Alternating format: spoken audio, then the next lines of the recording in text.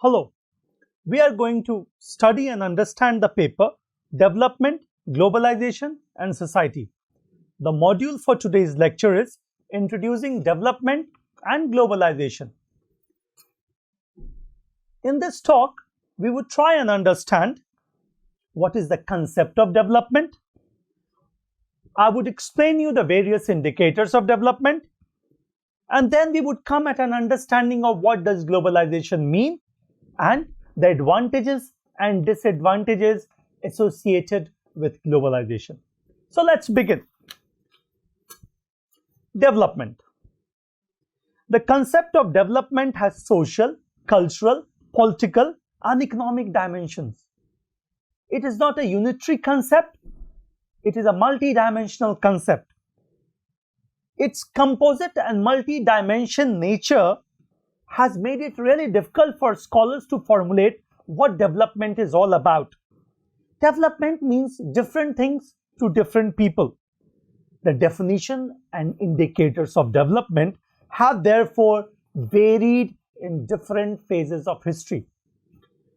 For liberalist theories, the development means improving the economic, social, and political condition of the society, whereas from the socialist perspective, the socialist perspective blames the developed country for the underdevelopment of the underdeveloped country. Which are the underdeveloped country? The third world countries.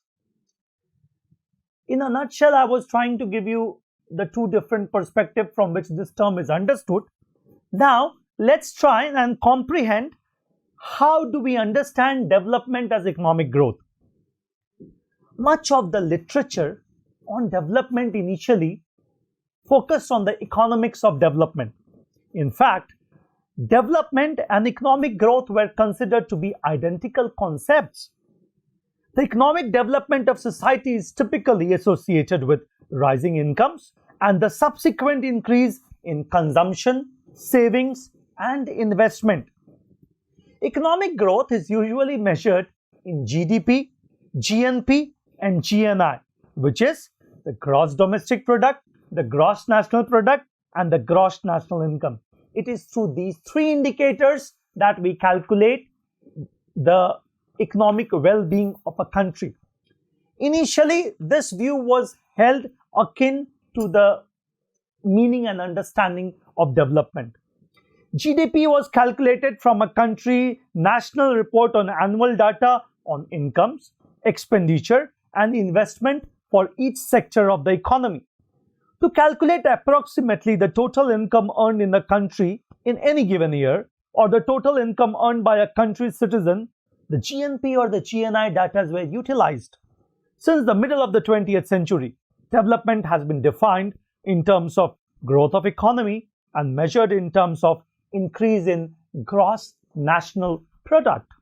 This was mainly because the newly liberated nation states in Asia and Africa had to deal with the economic losses caused to them due to exploitation of their resources by the colonial power.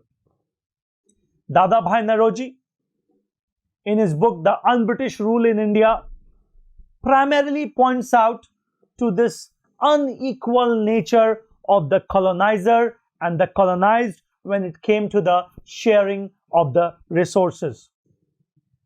After these countries became independent during the 60s and the 70s, they started to measure their development in a similar manner as of their erstwhile colonial masters.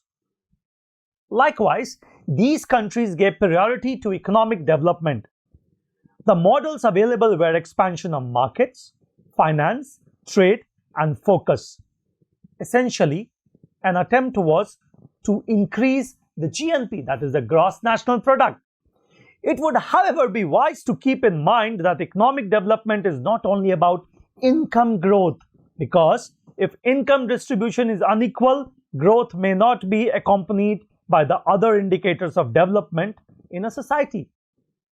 Put in another way, if economic growth implies the rise in the value of everything produced in the economy, economic development refers to the rise in the economic wealth of a country or a particular area for the welfare of its residents. The concept of development slowly evolved. Social scientists, including economists and sociologists, realized that development was not merely a sum total of GDP, GNP, and GNI. There was much more to it. New connotations were added to the concept. It was realized that mere increase in wealth or income of the nation is not sufficient to make its people happy. Development should primarily improve the quality of life.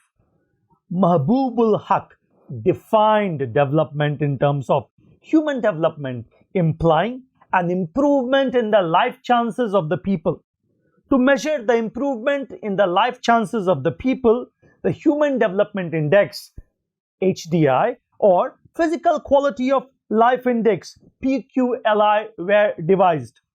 The Human Development Index was developed by United Nations as a guide to gauge the social and economic development levels of countries. 4 principal areas of examination are used to rank countries through HDI. Mean years of schooling, number 1. Expected years of schooling, number 2.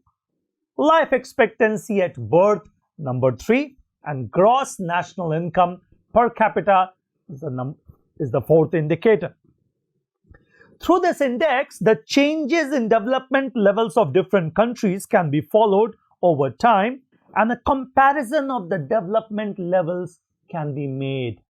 Thus, the countries can be ranked along these indicators. Physical Quality of Life Index includes 4 types of indicators. Number 1, life expectancy. Number 2, child survival rate. Number 3, literacy rate. Number 4, purchasing power of the people. Well, so we saw a slowly and evolutionary growth in the understanding of the term development. Initially, it was only about economics. Then it started about being the quality of life. Amartya Sen, the celebrated economist, took it a step further and he said, development as human freedom. Amartya Sen extends the concept of development further to define it as the best use of human capabilities, opportunities, and freedoms. Human capabilities include health and education. Opportunities include enabling environment for the people to enjoy long, healthy, and creative lives. And the freedoms include civil liberties of various sorts. In fact, Sen attaches too much importance to freedoms that he defines. Thus, development as freedom. Freedom here refers to 2 types: freedom from and freedom of. Development as freedom signifies both kinds of freedom. It represents freedom from hunger, disease, and ignorance. In the United Nations Development Programme Annual Human Development Report, human development is defined as the expansion of people's freedom and capabilities to lead lives that they value and have reason to value. Development in this sense is about expanding choices. Freedoms and capabilities are considered a more relevant notion than basic needs. The Human Development Report 2000 had focused on human rights and human development. Human rights and human development under quotes, and had significantly stated the intrinsic association between human freedom and human development. Let's take the discussion further and understand why this approach is about the richness of human life rather than simply about the affluence of the economy in which human beings live. It is a perspective that is focused on creating fair opportunities and choices for all people. It does not segregate. It does not discriminate. It does not discriminate. Development. Now let's look at a new concept after talking about development as freedom as given by Amartya Sen, and talk about development as upgradation of social order and social harmony. For a long time, development was defined in terms of primacy of economic, physical, and civil quality of life. The quality of life is not exhausted with physical and civil factors. However, there are several other dimensions of quality of life which are equally important, if not less, such as psychological, social, moral, cultural, and other factors. What is important to understand here is that the prevailing construct of human development is primarily preoccupied with the physical and the civil, whereas it neglects the psychological, social, moral, and cultural. This is a constrained vision when we are talking about development. Social order implies that the society lives in a constant state of stability and tranquility, and that social order derives solely from conscious and shared values. It is this twin conscious and shared values which keeps a society stable.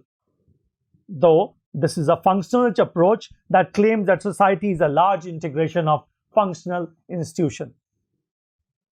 Let's come to another understanding, and that is social harmony. The concept of social harmony dates back to China, and the notion emerged as a response to the increasing social injustice and inequality in society as a result of unchecked economic growth, which has led to social conflict. The idea of development was therefore redefined not just in terms of economic growth, but also in terms of overall societal balance and harmony.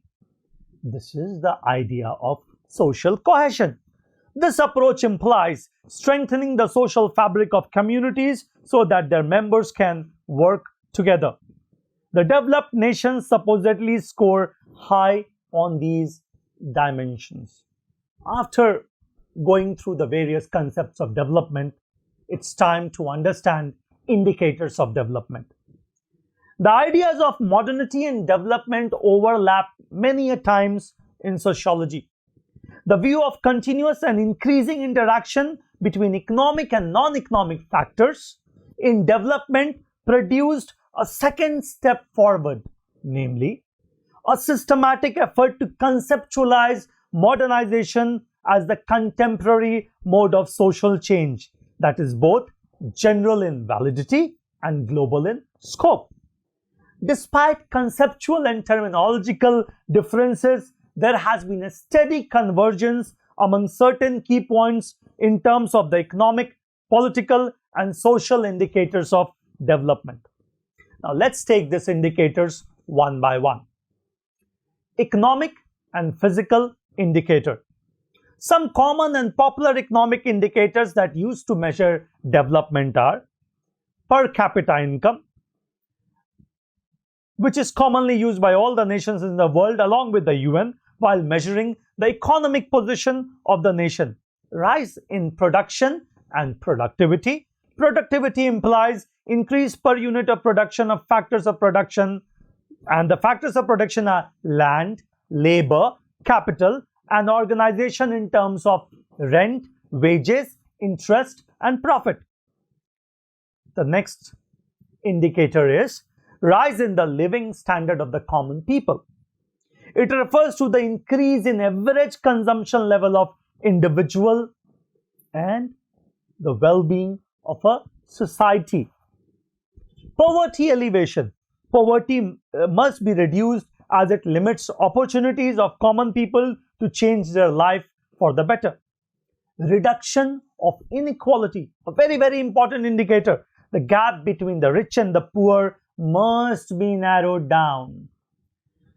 Physical quality of life index, we have talked about this earlier. This is primarily computed from life expectancy at birth, infant mortality rate, and literacy rate of a country. If people live longer and are literate, it's obvious PQLI would be high. The next indicator is Human Development Index. This was introduced by UNDP in World Human Development Report in the 1990. It is a composite value of life expectancy, education, and per capita income indicator, which are used to rank countries into 4 tiers of human development. Now let's do the social indicators. Social indicators covering a wide range of subject matter are provided by the United Nations, and these include: number 1, population. Population includes the population size, which includes population, sex ratio, population composition, percentage of total population aged 60 years and above, population growth and distribution, percentage of urban population, and sex ratio of international migrants. So we can see that population is a very, very important matter when understanding development. Health is another indicator which is of extreme importance. This includes life expectancy at birth, life expectancy at age, and in both these terms, there are gender dimensions. Maternal and infant mortality rate, childbearing, contraceptive prevalence among married women of childbearing age, any method and modern method, as well as number of people in the population suffering with HIV or AIDS. That means they are HIV positive. The next one is housing. Housing includes persons per room, human settlements by urban-rural area, and water supply and sanitation. So housing becomes very important when we understand how a place or a country or a nation is developing. Education is another indicator which is very, very central to understanding the concept of development. Education includes literacy rate by gender, by youth I mean 15 to 24 years, primary education, in this includes primary net enrollment ratio by gender, girls' share of primary enrollment, secondary education, tertiary education, women's share of tertiary enrollment, school life expectancy. These are the various factors which determine how important education is when it comes to development. Obviously, any country which is going to score high on this index would be considered to be moving towards development or fulfilling its goal of development. Work includes income and economic activity by gender, by per capita GDP, part-time employment, distribution of labor force by status in employment, percentage own account workers by gender, and percentage contributing family workers by gender, adult unemployment. We have done 3 indicators, and now we would talk about political indicators, and I would be just mentioning the primary themes that are there when we need to discuss indicators of development when it comes to political indicators. These are democracy, freedom of choice for the common people, protection of human rights, progressive elimination of oppression by the state, universal suffrage, public participation in the polity. So we saw that development is not a unitary term.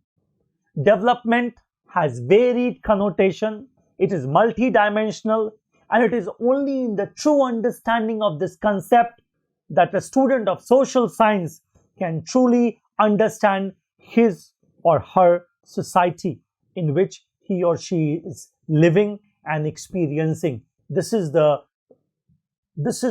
true purpose of being a reflexive sociologist. The next topic that we are going to start is about globalization. I'm sure you all would have heard this word being used in newspaper, social science journal, in classroom, in debates, in seminars, symposia, workshops, verbatim. It might sound a term which is new since last 20 years, but it has a history. So now we are going to look at this concept globalization sociologically, not in a layman's vocabulary, but look at the term socialization sociologically. Globalization has been defined in terms of opening up of markets and societies beyond boundaries of nation states, primarily collapsing of the borders, not really, but in the virtual world. Although globalization is generally understood as global interconnectedness, it refers to the growing interdependence between the different people, regions, and countries of the world as social, economic relations come to stretch across the globe. There are different dimensions of globalization, namely economic, political, and cultural. However, the various dimensions are not separate and distinct, but they are very much interconnected. Some of the important features of globalizations I would be discussing now. Let's start with the economic features of globalization. Liberalization. It involves the freedom of the industrialist or a businessman to establish industry, trade, or commerce either in one's own country or abroad, and free exchange of capital, goods, service, and technologies between the countries. Free trade.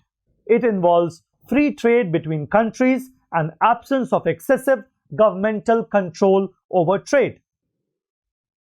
Next is globalization of economic activities, which implies control of economic activities by domestic market and international market, and coordination of the national economy with the world economy. Borderless globe.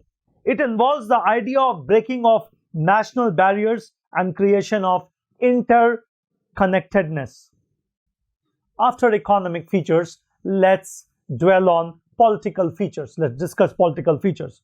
Politically, globalization implies limited power and functions of the state, whereas more rights and freedom granted to the individual and empowerment of the private sector. But there is a global interdependence.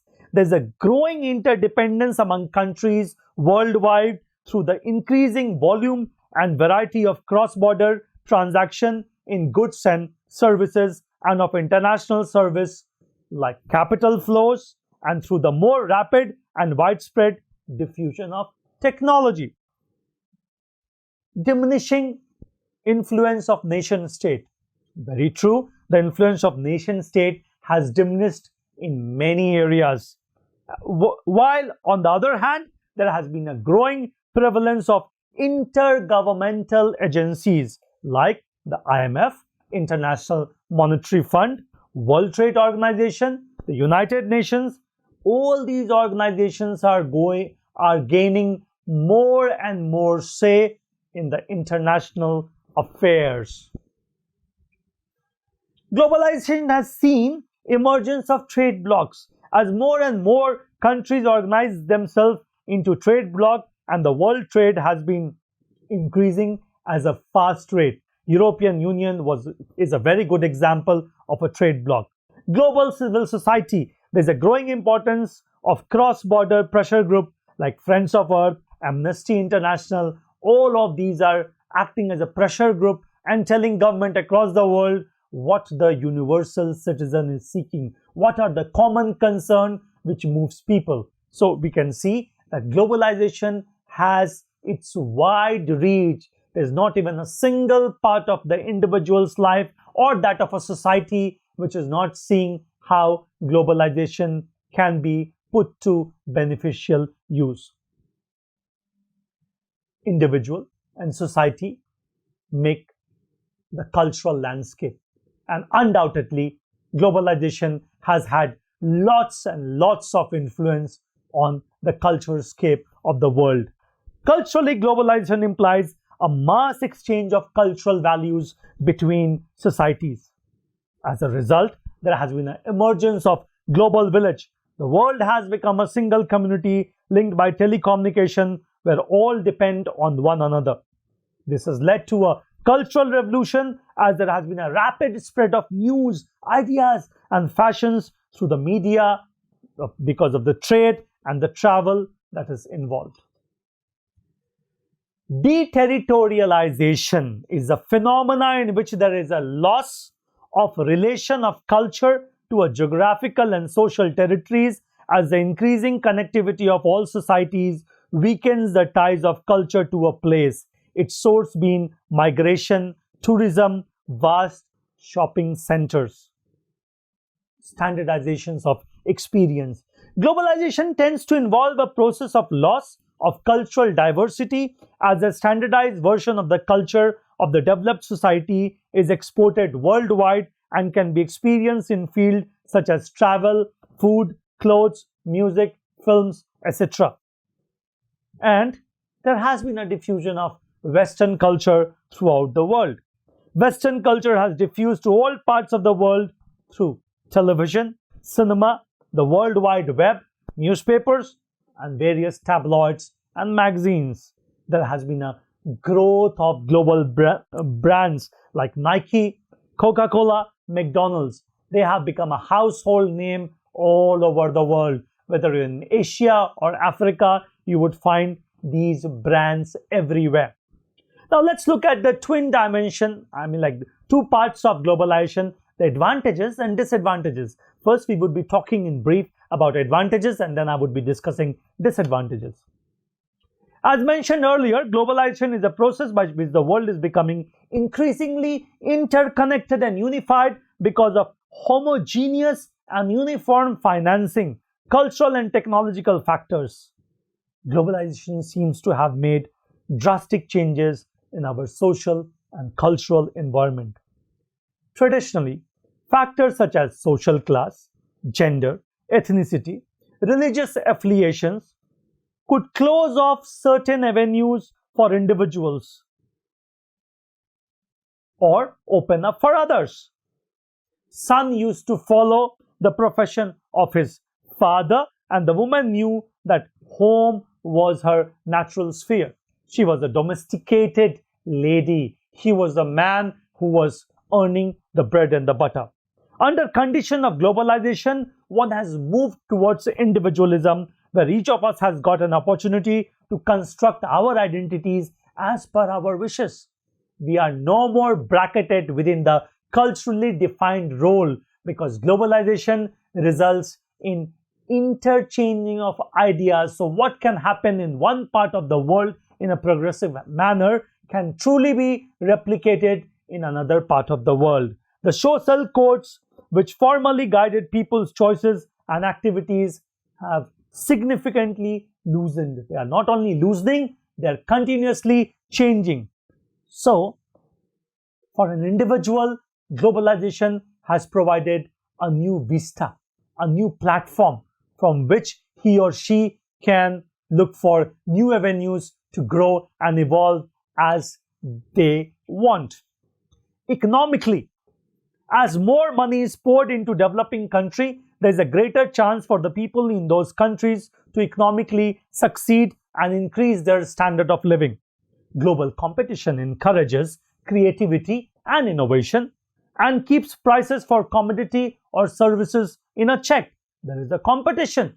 There's only good products would survive, and that also at a very, very competitive rate. Developing countries are able to reap the benefits of current technology without undergoing many of the growing pains associated with the development of these technologies. Governments are able to better work together towards common goal now that there is an advantage in cooperation and improved ability to interact and coordinate, and a global awareness of the issues cutting across the borders. There is a greater access to foreign culture in the form of movies, music, cuisine, food, clothing, and the cultural landscape is replete with new forms of dance, drama, and art form. In short, the individual and the world has more choices. Okay, we did talk about the advantages. Now let's look at some of the disadvantages of globalization. Outsourcing. This is something which has been in controversy, and you would have read about it in daily newspaper. There's a big hullabulla about outsourcing. See, while outsourcing provides job to a population in one country, it takes away those jobs from another country, leaving many opportunities. Let me remind you, the recent American elections, This was one of the strong contending issues from the Republican as well as the Democrats. Although different cultures from around the world are able to interact, they begin to melt. There is a process of homogenization, and the contours and individuality of the individual culture, it seems, is fading, and this might result into an identity crisis. Since globalization is not accompanied by any international regulation, it could have disastrous results for the safety of the people and the environment. Mass production and distribution leads to the promotion of the culture of consumption. The ever-expanding globalization leading to homogenization can result in a clash between new and traditional cultural spaces. To end this talk, on one hand, while globalization implies an integration of nation states across the world by engendering common economic, commercial, political, cultural, and technological ties, diffusions of commodities and ideas, standardization of cultural expression around the world, and creation of new world order with no national boundaries on the other, results into melting of cultures, fading of cultural identities. There is more focus on Western values, Western culture, and many people fear that this is a form of cultural imperialism. I hope you enjoyed understanding the concept of globalization and development. Thank you.